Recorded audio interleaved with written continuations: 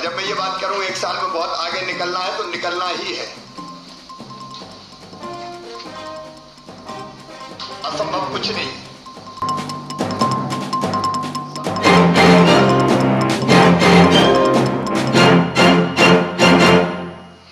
तो मेरा किसी से ना तो राग है ना द्वेष है, एक जुनून है अपने दिल में मध्य प्रदेश की जनता के कल्याण का, मध्य प्रदेश की प्रगति और विकास का, और उस जुनून को पूरा करने के लिए मैं मुख्यमंत्री हूं। और जब मैं ये बात करूं 1 साल में बहुत आगे निकलना है तो निकलना ही है। असंभव कुछ नहीं है। संभव की सीमा जानने का केवल एक ही तरीका है, असंभव से भी आगे निकल जाना। इसलिए मैं किसी चीज को असंभव नहीं मानता। नए साल में फील्ड के अफसरों से जब मैं कह रहा हूं कि मध्य प्रदेश को आगे निकलना है, मतलब निकलना है,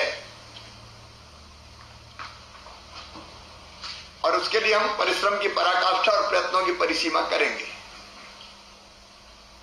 और करेंगे तो सबसे पहले मैं करूंगा, लेकिन पीछे आपको चलना है। मैंने बताया ना राग है ना द्वेष है, बस मैं परफॉर्म होते हुए देखना चाहता हूं। परफॉर्म करने वाला टिकेगा। अभी 3-4 चीजें मैं कह के जो मेरे दिमाग में फील्ड अफसरों से कहने की है, इस पालन प्रतिवेदन पे हम लोग आ जाएंगे पिछली बैठक के। एक तो बल्लभ भवन के अधिकारियों से, पीएस एसीएस से, डीजीपी एडीजी सबसे मेरी चर्चा हुई। हमको जिलों के भी विकास का सालाना प्लान बनाना है। हम अंधी गली में नहीं चलेंगे कि कुछ पता ही नहीं क्या करना है। इसलिए हर जिले में क्या क्या करना है, डेवलपमेंट की योजनाओं के मैंने शहरी क्षेत्रों के लिए ये निर्देश दिए हैं कि आप नगर के डेवलपमेंट का प्लान बनाओ। वैसे ग्राम पंचायत के भी डेवलपमेंट का प्लान बनना चाहिए। उपलब्ध संसाधनों के आधार पर हम 1 साल में ग्राम पंचायत में, गांव में क्या करेंगे, शहरों में क्या करेंगे, और वैसे ही जो जन कल्याणकारी योजना है उनके क्रियान्वयन की बेहतरी के लिए हमारा प्लान तैयार होना चाहिए। हर जिले का चाहिए मुझे।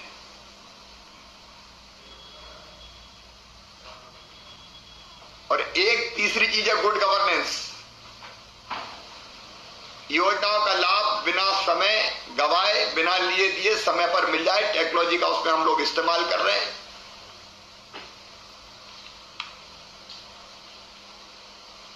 तो विकास की योजना, जन कल्याणकारी योजनाओं का क्रियान्वयन, गुड गवर्नेंस, निश्चित समय सीमा पे बिना किसी परेशानी की चीज का लाभ मिल जाए,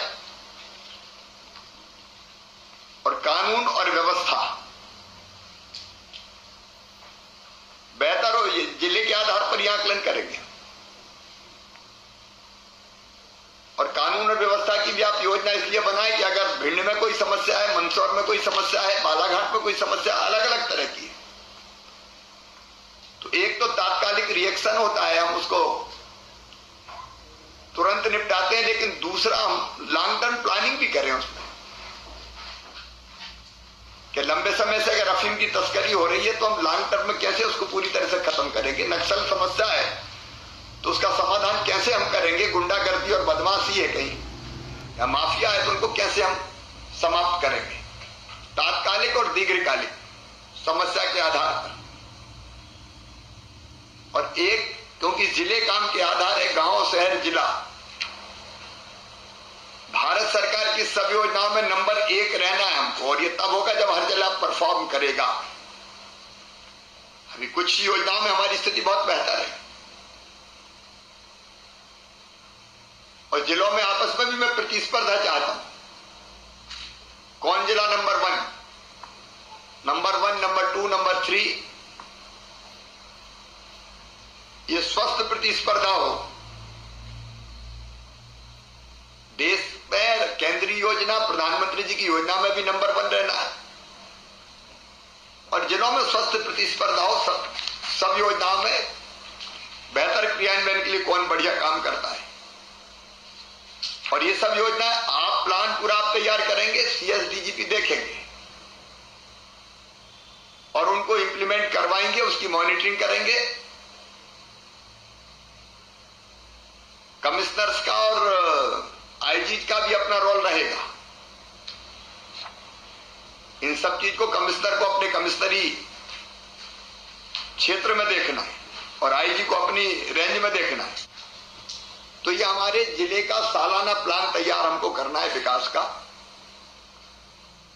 अभी हम जनवरी फरवरी में काम करेंगे, बाकी टारगेट्स आपको दिए जा रहे हैं, लेकिन 1 अप्रैल से उस बनाए हुए प्लान पे हम सबको चलना है और हर महीने उसकी समीक्षा करेंगे ही हम लोग, और उसी के आधार पर जिले की ग्रेडिंग भी करेंगे, रेटिंग। जिले की भी रेटिंग होगी और विभागों की भी रेटिंग होगी। एक और महत्वपूर्ण काम है जो अनदेखा रहता है हमसे, उस पर हम चर्चा करेंगे। वह रेवेन्यू, राजस्व हमको बढ़ाना है, और उसमें जिले ये न सोचें कलेक्टर के हमें क्या लेना देना। चाहे जीएसटी हो, चाहे वाणिज्य कर का मामला हो, जितनी भी चीजें हैं उस पर चर्चा करेंगे। मैंने लगभग रात को 11 सवा 11 बजे हमारे फाइनेंस के प्रमुख को फोन किया था और उनसे कहा कि वो आज पूरी योजना तैयार करें, तो वो लंच के बाद आपके सामने वो प्रस्तुत करेंगे। क्योंकि पैसे की कमी का रोना हम नहीं रो सकते कि पैसे नहीं, पैसे भी लाना है, इसलिए उसमें भी जिलों की भूमिका बहुत महत्वपूर्ण होगी।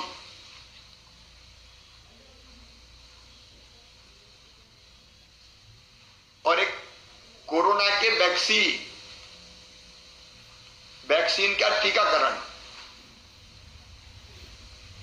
उसकी तैयारियां सबने अपने अपने स्थान पर की होगी, तो उसकी योजना ढंग से तैयार हो जाए। जो प्रायोरिटी ग्रुप्स है, और जैसे मैंने तय किया कि मैं वैक्सीन अभी नहीं लगवाऊंगा, पहले बाकी को लगे, इसके बाद अपना नंबर आए, तो जो प्रायोरिटी ग्रुप्स है उनको लग जाए। उस व्यवस्था को भी बनाने में हम सबको जुटना पड़ेगा। ये प्रारंभिक बातें मैंने आपको कही है आगे के लिए। अब हम बैठक के प्रारंभ में पिछली बार जो हमारा एजेंडा था उसका पालन प्रतिवेदन पर चर्चा हम शुरू करेंगे। बैठक लंबी चलेगी, एक एक चीज में देखूंगा, बीच में केवल आधा घंटे के लिए वर्किंग लंच होगा, और जब तक काम पूरा नहीं होगा तब तक हम लोग बैठेंगे।